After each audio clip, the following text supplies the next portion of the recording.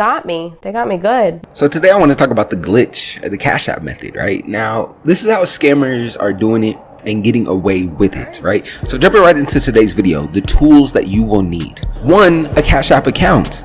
Now what scammers are doing is they will create a brand new Cash App account with a stolen identity. So this Cash App account is not linked to them in any way, shape, or form, right? And how they're doing this is through CC sites. Now, if you don't know what a CC site is, it is essentially a stolen credit card information site that is on the dark web where you can purchase stolen information with cryptocurrency for as little as $20. Now, after purchasing their stolen information, they will then use a VPN to hide their IP address. They may even use a proxy server or use public connection for enhanced security. They will then plug their stolen credit card information into Cash App, right? And if the card goes through, that means whoever's information was used has not used Cash App with that card, because Cash App they have now caught on, right? And they now have a preventative feature that only lets a card be connected to one account. So if this person has already connected their card to Cash App, it will not go through, right? Same thing with bank accounts. Two Cash App accounts cannot have the same bank account linked to it. So if the account gets added, that means it's green. That means they're good, right? And they will then go on to add small increments onto their Cash App balance, because Cash App only lets you send up to $250 within a 7-day period. And they only let you receive up to $1,000 within a 30-day period. Now you can increase these limits by verifying your identity using your full name, date of birth, and your SSN. So these scammers will use the stolen information they obtained to verify the account, right? And get these weekly and monthly limits lifted off of their account. So they can then go on to wipe this person's whole account down, right? If it's a debit card. If it's a credit card, credit cards typically have a daily spending limit that is lower than the card's overall credit limit. And credit issuers may even also have a daily credit card transaction limit, right? Just as a fraud preventative measure. So they might start with like $20, right? Boom, that went through. Now do 50, that went through.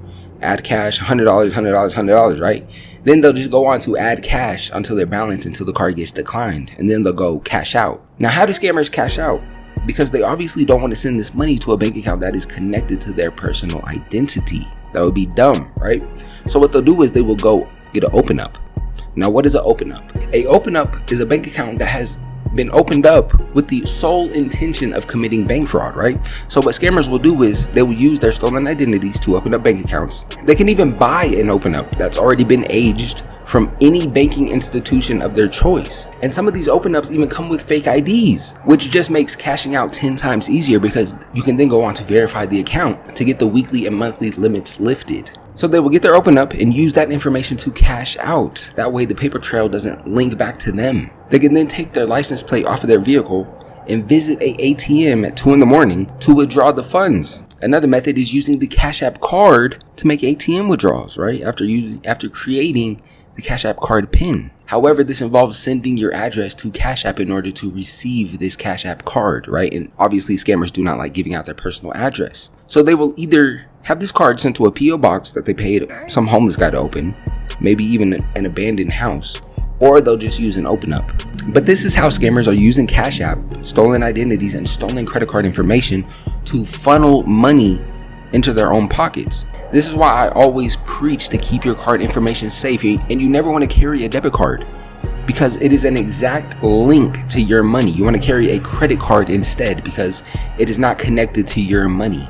It is connected to the credit company's money. So if someone gets a hold of this information, they're not stealing your money. You not wanting to pay your credit card bill because of fraudulent transactions is a much better situation to be in than not having money in your checking account because of fraudulent transactions on your debit card, right? I want to make that very clear. I do want to go on to make a more in-depth video about why I do not carry a debit card, why I never have and never will.